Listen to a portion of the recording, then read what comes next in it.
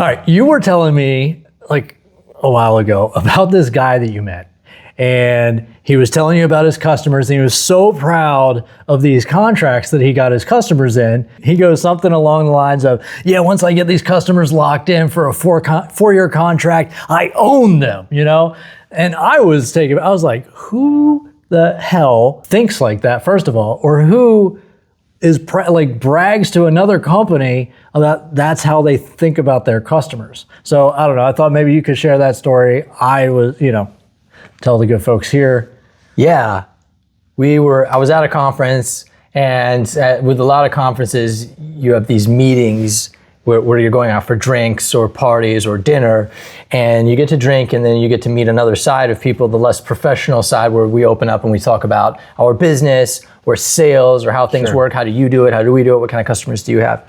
Right. So we're at this round table, and one of the guys, he says, for 5 years, I own their business. Before he gets the contract signed, it's like whatever the customer wants. Yeah, like bending over backwards. Let's bring them coffee. Yeah. We're gonna wine them and dine them. As soon as they sign, it's like, boom, the whole thing changes. I own you, and then at the end of 5 years, when it's up for renewal, it's like, hey, what can I do for you? Sucking back up again. Yeah. We've seen that with a lot of companies. Whether it could be a 2-year contract or a 5-year contract, once they get it locked in, they get this kind of little strut going on. Yeah, they think little cock of the walk. Yeah, they're like, yeah, well, we got that. There's nothing they can do about it. They're locked in. They got to work with us. Their customer can't get away because they signed a contract, and it's not about how good they are. It's about the fact that their customer can't get away now.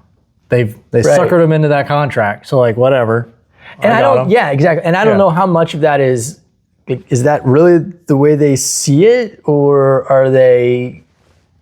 is there some social dynamic I'm not aware of? Like with this guy, we're here, is there a social dynamic to that where he's kind of bragging? But like guys, when they're like, yeah, I had this girl over. Oh, you guys do anything? Oh, heck yeah, dude, I rocked her world. Like we did, like they talk, they're kind of vague but elaborate. They make it seem like, whatever, and maybe all they did was like kiss and part ways, but they make up a whole story. No details, but all the exaggeration. Right. So is it kind of like that where we're just trying to show off a little bit? I don't know, but that's how it came across.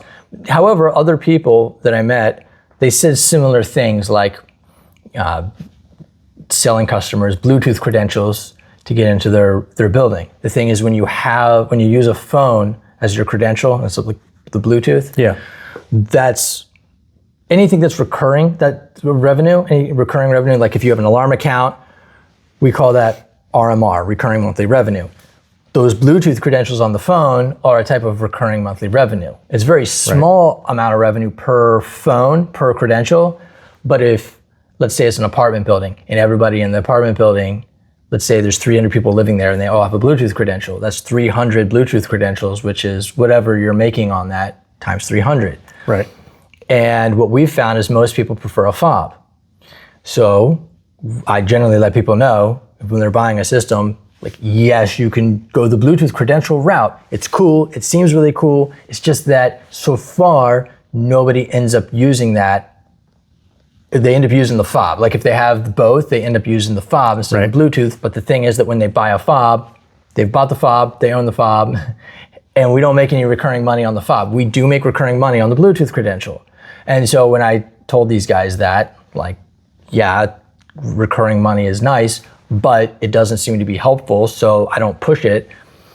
They're like, Ken, the trick is, you don't even offer the fob. That's the trick. Don't tell them about it. They're like, one guy, a different guy, he said, when a customer asks him about the fob, he says, yes, you can get a fob, but it's not supported by our system, or we don't support it. And he's like, that's like the scariest thing for a customer to hear is like, oh, it's not supported. And they're like, fine, I'll just use the Bluetooth. Yeah, but it's just a lie. So he's like, basically you need to usher them into the thing that's useful to you. Right. And that's a completely different way than I think, or that you think.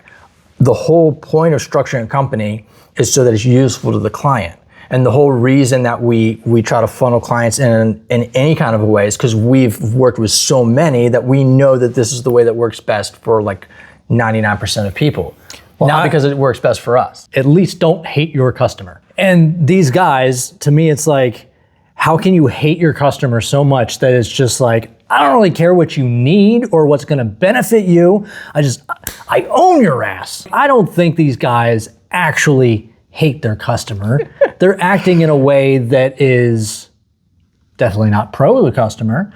And so how I look at it is do everything in your power to genuinely meet the customer's needs and provide them a solution that benefits them and actually solves the problem that they have. And I mean, if you're selling it, if this is a product and a solution that you're selling, right, there's a win in it for you too. You don't have to be like, oh, I'm only gonna sell them the Bluetooth credentials because I make more money on it, when really they need the key fobs, like you said. You know, you can still make plenty of money by selling the key fobs if that's what the customer is gonna benefit from, right? There's other ways to make money here. So don't hate your customer was my takeaway from this. You know, actually have some respect for the people that you're dealing with. And something you've said to me in the past, which has stuck out, is, you know, maybe you can elaborate on this, but you had mentioned there's two different ways there's like kind of two different camps with the sales bit, right? You have the guys like this guy that we just gave an example of, and then more of an example that you gave, or like the camp you would like to be in, where in our company, we don't have contracts. Like you don't sign a 5-year contract and you're locked in with us for 5 years. A customer can leave whenever they want. Which one is more powerful? The guy who suckered the customer in and they own their ass for 5 years, or us who has customers who typically never leave. They keep choosing you year and year and year and year over, right? And I know that can sound cocky, but that means you're doing something right. It's a bigger flex. It's a bigger flex to have people that keep choosing you. If you have a woman and you, mail ordered her in, put her in her cage in your basement, like the show You or something like that. That guy, if anyone's seen that show, right? He would trap a woman in his basement. He has some delusions of love and all this stuff. Yeah, you kind of got the girl, but that's not as big of a flex as the girl who chooses to be in your life every single day, or the customer that chooses to be in your life every day. I was looking at our churn rate maybe about a week ago. Okay. And the extremely, extremely low churn rate. Something like, I think it was maybe 4%. Like one customer, their restaurant like never ended up going anywhere. And so they were like, okay, now the restaurant's closing and so we don't really need the security system anymore. Fine. It had nothing to do with us. Like in every single case. And also in every single case, they were not the type of customers we bring in now. They were customers from like before, where we were monitoring like a fire alarm system, which we don't do that anymore. So they're not even the type of clients we want to work with in the past, say, 5 years. So that's much older, earlier ones. So which is really cool. That's why I'm saying like those don't even apply to what we're doing now, which means the stuff we're doing now, we have 0% churn rate. Like if you look at the past, say 5 years, we're bringing in a different kind of customer, no churn rate, or no churn. It's very cool because everybody's choosing to stay with us and they can cancel, when I say anytime, I mean, if they're paid up for that month, they can cancel any month. It's very cool. But with the way a lot of people will look at the customer is they see the customer as this thing in between like them and the money that they want. Like here's them, here's the money, and then the customer is staying in between, and they need to figure out how to conquer this customer to get to the money that the customer has. And with us, it's different. Getting the customer, that is the goal. Right. Like the money. So when I'm making a sale, I don't get a customer so I can make a sale. I make the sale so that I can get the customer, because the customer is the thing that is the most valuable. And you think about if you're selling a company, nobody buys your sales. Like everybody thinks, oh, that's what they're buying. No. They're buying your customers. You run into these sales guys they give me the heebie-jeebies. Yeah. You know, like buying a car, like every car salesman I've dealt with has just been terrible. If there's a good one out there, I'd love to meet you, but I haven't met one yet, right? They're all terrible. So do you think it's like, my question is, do you think that it's the company that they're working for and the training, that like just the general training in the sales world that is churning out all these sales guys that are like this? Or do you think it's people that become salesmen just naturally do this trying to like make more money? That is a good question because some of the people who would make the best salespeople naturally aren't attracted to sales. And a lot of times the people who are attracted to the sales industry are the worst for sales. And then what people think is that to be a good salesperson, you have to be like that, because that's That's what they see. That's what they see. Right. So you might think, well, to be a good car salesperson, you have to act like what we think of as a car salesperson.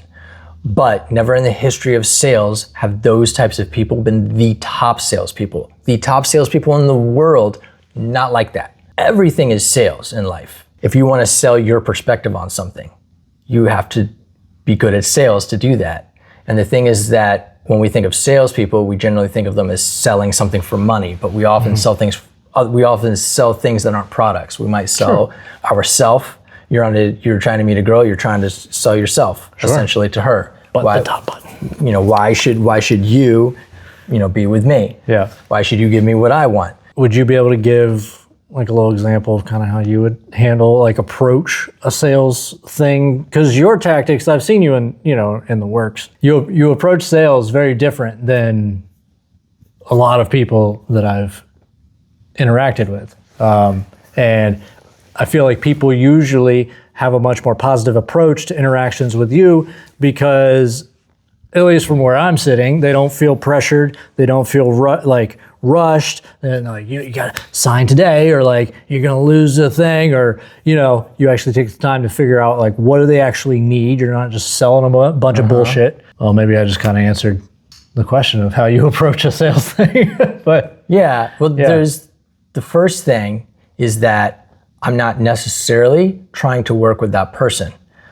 The first question that I have in here is I want to understand enough of what they're looking for to see if they're even potentially a good fit, because it's never about that one sale. To me, it's always about the future sale. So it's like most of our business comes from referral. And so if they work with us and it works out, it works very well for them, they will probably at some point refer someone else over. Right. If it works badly for them, then they won't. And nobody gets wealthy or rich off of making this one sale this one time. Right. What you make money on is when you make more money and more money and more money, and that only happens if this thing works so well for them that they want to tell their friends about it or other businesses. Even if I'm just being self-centered here, I want to make sure that this is something that's going to work well for them. Is it a good fit with what we do? We're very particular about that. So you want to make sure that they fit with what your company provides, and you want to make sure what your company provides fits with what they need. Because if it fits, then it's going to fit really well. I mean, that's what we found. If it fits, boom, it works really well. And if that's the case, then I can be confident in recommending it. I've literally seen you be like, you'll do that thing. You did the Ken chin scratch. Yeah. You're like, I don't know, I don't know if we're the right fit for what you're looking for. But oftentimes, you'll also point them in the direction of somebody who could be a good fit. Which well, the funny thing is, what people end up doing? That almost makes people trust you more, it feels like. Yes. Yeah. People usually, I'm not the ones making the sale. They're usually selling themselves. I want to work with you though, because you didn't try to. They're great. They're like, full of give me wool the over pen, my eyes. I'll make the contract myself. The thing is, if they're not a good fit, they're gonna go somewhere else because they're like, this wasn't really. I bought it, but like, this wasn't really a good fit for me. Which is probably one of the reasons why our company's churn is so low. If you tell people, like you make a statement, naturally they go into like question mode. Like, is the statement even true? So if I say this system is perfect for you, then they're thinking like, is this system perfect for me? You can say something like, I don't know if this works really great for you, but here's what we've done for other people that have businesses like yours, and it's worked really well for them. Well, like I've said before, we've all dealt with the guy who's just trying to sell something, whatever it is, doesn't matter what it is. The guy who's just trying to sell something that doesn't really, they're just trying to sell the thing. It's like they're there to sell. It doesn't matter. Like they just need to get your signature, get your credit card number. Well, you don't feel like you can really trust them. You can't ask them like what their genuine opinion is because they're just going to give you a line, What was the last salesperson you worked with that did this sort of sales stuff? The window people? I'm trying to remember. I think it was a roofing guy. Yeah, and he was like trying to get me to sign right away and all this stuff. And I literally just told him to leave my house. I was like, I'm not signing today. I was like, my wife and I are going to talk about it. He tried to make you feel bad, didn't he? He did. He literally, his countenance changed. He got pouty. He got all grumpy. I was like, absolutely not doing business with you. Yeah. Because you literally came, he acted all friendly. He was like, yeah, man, trying to buddy, right? And then when I said I need time to think about it, he was like, man. I was like, I literally just want, like, I don't want you sitting here staring at me while I need like a day or two to process the, the thing, look at it, figure out what we want to do. It's amazing because it doesn't even work. It doesn't even work that well. Doing But that. people, they think it works well. I had the same experience with a mattress sales guy. I'm sure it works for. I was really in the market for a mattress, but I had no intention of buying the mattress that day. I needed a mattress. I happened to be walking past a mattress store. Okay. So I stopped in and was like, I wanted to look at the mattresses. And then he was so insistent on, well, we can get you this sale today. I finally said, dude, it doesn't matter what sale you throw at me. I'm not buying it today. Today, I just want to see what the options are. It didn't matter. It was like it went in this year and right out the other. I'll throw in a free mattress cover. I'll throw in this. I'll throw in that. And over and over. He literally is working himself out of a sale. Right, and now it's just getting irritating. Right. Finally, he did the pouty thing where he's like, I just don't know what I did wrong. Like, why you wouldn't want to buy today? You didn't like, listen to me? What did I not do? How did I not help you today? And it's like, first of all, I just lost respect for you as a dude. Why are you looking like you're about to cry because I didn't buy a mattress? By the way, the same thing, like I said, everything is sales. If you're out on a date with a girl, I think as a guy, what are you gonna cry in front of the girl if she doesn't want to like go home with you that night, or if she's not interested? Yes. Why would you choose to do a month-to-month subscription model instead of locking people in for 5 years or 4 years, whatever? Because you would think it's better to have the commitment there, so over the next 5 years. There's what's called a look back window.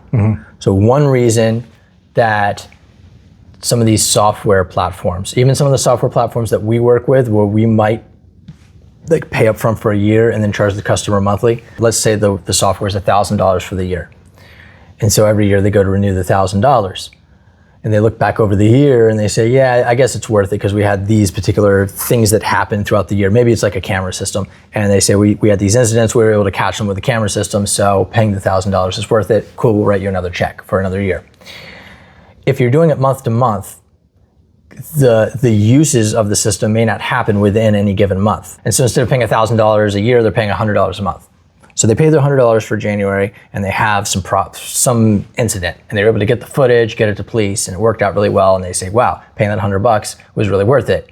And then in February, nothing happened. And so they're writing another check for $100 and they're like, oh man, I'm paying for nothing. And so as one guy puts it, I like the way he puts it. He was like, customers don't say, what have you done for me? They say, what have you done for me lately? So every month that renews, like whatever your billing cycle is, that's the window that they look back on. Okay. So if your billing cycle is monthly, they're gonna look back over the month and they're gonna say, well, you haven't done anything for me this month. Even if in the previous month, let's say you purchased a CRM and that CRM helped you close like $1 million in sales for $100 in a month. You're gonna say, wow, that $100 made me $1 million in sales. Like, this is great software. And then the next month, let's say you made no sales, they're gonna say, oh, I paid $100 and I got nothing out of it. Even though what they really did is paid $200 for $1 million, still worth it because they're looking at that 1 month. It seems like they got nothing for their money. If you know that you're gonna be useful to the customer in a year and it's gonna be worth it, you might wanna make your contract for a year. We found that the monthly thing works really well because, at least with security, sometimes knowing that the exit door is like easy to walk out of and you can leave anytime you want, then your goal isn't to escape because you can leave anytime. If you're in prison, the whole goal is to get out of prison. Right. It's like almost a comfort. If your customers are good fits and they're finding value from what you're providing and they're not really leaving anyway, then it eliminates a bit of complication as well. So like in the event where somebody maybe does have to cancel early or whatever, then you don't have to worry about figuring out all the mess that can come from canceling a contract early. Prorates and all that stuff, or no prorates, or they're stuck. Now they have a bad taste in their mouth for your company because you don't prorate, and now they have to, they canceled halfway through, but still have to pay for the rest of it or whatever, so. Practically speaking too, it's very simple way to do it. Everybody's on the same monthly plan. It also makes sure that, since we know customers can cancel anytime, they can leave if we don't take care of their needs.